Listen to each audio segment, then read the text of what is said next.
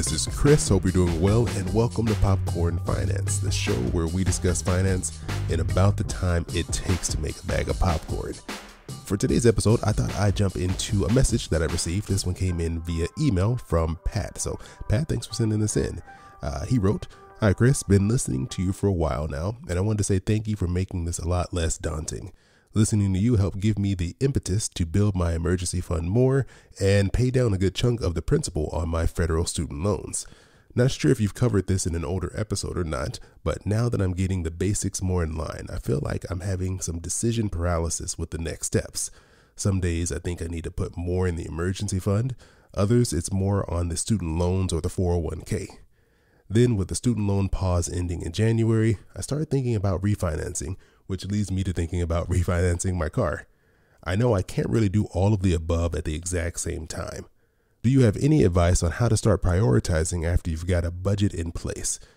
Pat, thanks for sending in that message, and I completely understand, and I am very well versed in the feeling of being overwhelmed, and I've had this exact same struggle where you just feel like there's too many decisions to make. And when there's too many decisions to make, sometimes you just want to make none and just go do something else that doesn't require any brain power. So I completely understand, but just know you're in a good place because you're at a spot in your life now where your decisions aren't going to be based off of just trying to survive and get by and dealing with the current emergencies.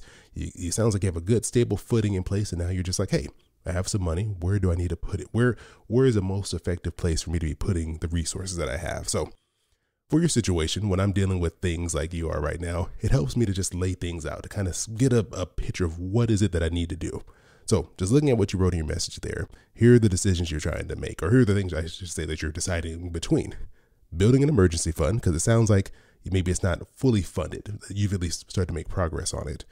Paying down your student loans, refinancing your student loans, refinancing your car loan, and then saving for retirement. So that's a good list of items you have there. It's a good sized list, and the decision paralysis makes complete sense when I look at that, because my initial reaction is, well, that's a lot of stuff to choose from, but laying it out makes it a little bit easier to tackle. And so for me, what I like to do is I look at the list of things and I decide what is the very most important thing on this list to tackle first.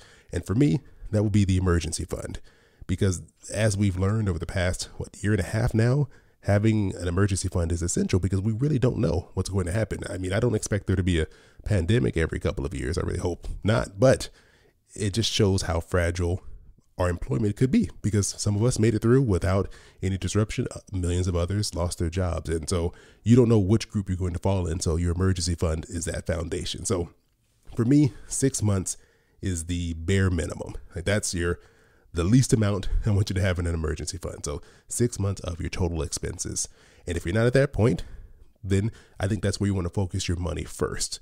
If your job is a little less secure, maybe you work in an industry that can be really affected by something like a pandemic, or it's a little more seasonal, you may want to bump that up even higher. Like right now, I'm working to build up a year of expenses in my emergency fund, and I'm taking my time. Like once I hit that 6 month mark, I kind of slowed down and split my money up a little bit more, but a year is what I'm aiming for, just to have a little more security. The next thing I would look at is your refinancing decision here, because it's a little bit easier to kind of just look at those and just kind of move them out of the way so we can move on to the next items here. Refinancing is pretty simple when it comes to auto loans, because if you have a strong credit score, it shouldn't come with any fees, and the process should be relatively easy when you talk to your lender. Back in episode 254, I talked about the minimum credit score you need in order to get the best rates out there. So that typically falls between 740 to 760, but definitely check with your lender and see what their requirements are. I would only go through the process of refinancing my auto loan if I was going to experience some significant drop in my payment. It's not really worth your time and having your credit run if you're only going to, save a couple of dollars each month. And especially if you're considering extending your auto loan in order to get a lower payment, in the end, you might end up paying more in interest because you're spreading out what's left on your loan over a longer period of time, even if the interest rate is lower. So in those situations, I wouldn't really waste my time. And if you're in a position to where maybe your credit isn't where you want it to be, maybe take a little bit of time to go ahead and build your credit up some, because the interest rates and oftentimes the balances are low enough on auto loans that, maybe waiting another 6 months while you improve your credit won't really hurt you that much when it comes to the amount of interest that you're paying. Now, your student loans, that's a little more complicated. From your initial message, it sounds like you have a federal student loan. And right now, the forgiveness situation is still unknown. They've done a lot of targeted forgiveness, but there's really been no decision made on any type of broad student loan forgiveness. So for that reason, I don't make decisions based off of whether or not student loans will be forgiven or not, but I wouldn't rush to refinance my student loan, especially if it's a federal student loan, because in the chance that there is some type of forgiveness, I wouldn't want you to end up in a position where they're forgiving just federal student loans and now you have a private loan and you're not eligible. So right now, I say just take your time. You can afford to wait several months into 2022 to determine if you want to refinance or not, especially if you're not dealing with like a ridiculously high interest rate. So rates right now, if you were to refinance, they could be anywhere from 3 to 6%, just depending on the type of student loan you have. So if your rate is somewhere in that ballpark already, there may not be that much of an advantage for you to rush out and refinance. So I would just take my time and wait to see how things go. All right, so after a quick break, we're going to take a look at Pat's final decision here: paying down debt or investing. I host another podcast called This Is Awkward along with my co-host Allison. And on this show, we discuss your awkward money situations like this one right here. My sister decided to move out on her own. She declined any financial preparation, like having any type of emergency funds, and wouldn't take me up on helping her budget. I told her she should continue to live rent-free with our parents for as long as possible. Well, come to find out, she was just telling everyone, including our parents, that if she needed money for rent or anything, she knew I'd just give it to her. A very awkward conversation followed after that. So if you want to find out how we would handle this awkward money situation, or you want to send in your own situation for us to discuss on the podcast, search for This Is Awkward on the podcast app you're listening to this show right now, or go to the show notes to find the link. All right, let's tackle Pat's final dilemma here. Should he focus on paying down his student loans or investing? And I think this is one of the more common questions that I've had come up here on the podcast, because it's a difficult one. Yeah, and you feel like you don't want to neglect your debt, but you also don't want to miss out on investing.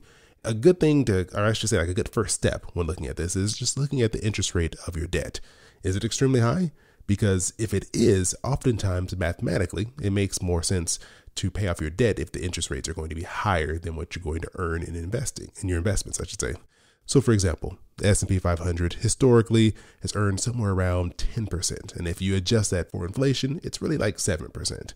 So if you're paying interest on a credit card, for example, and you're paying 30% interest, I would say, no, I wouldn't. I would pay down my debt. I would focus on that before I even touched investing, or at least I would put very minimal amounts toward investing, because you're going to be losing money every dollar you put towards your, say, your retirement account instead of into your credit card payment. You're going to end up losing money. You're going to be paying much more in interest on that dollar by letting it stay on your credit card. But in this case, we're looking at student loans, which typically have relatively low interest rates compared to other types of debt. And so in this situation, there's no perfect amount. Like there's no perfect ratio. It's not like 20% to debt, 80% to retirement, or vice versa. There's no special formula. It's really a judgment call. It's really based off of how you feel, which can be hard. That doesn't really help that much. So what I would say is, if your company offers some type of match in your 401k plan, that would say definitely put in enough to at least get that match, because that's free money. You're basically going to get an additional contribution by your job into your retirement plan by just putting money in yourself.